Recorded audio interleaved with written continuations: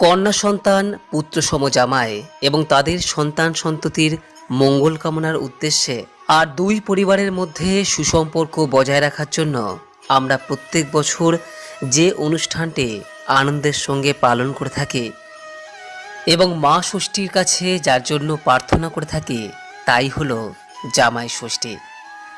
বন্ধুরা, চিরাচরিত এই প্রথাটি আমরা যুগ যুগ ধরেই পালন করে এসেছি।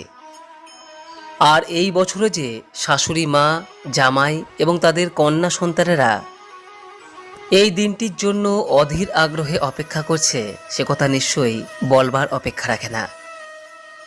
বন্ধুরা, আজ এই ভিডিওর মাধ্যমে আপনাদের সামনে আলোচনা করব যে এই বছর 2025 সালে 1432 বঙ্গাব্দে এই জামাই ষষ্ঠী কবে পড়েছে। জামাই বরণে শুভ সময়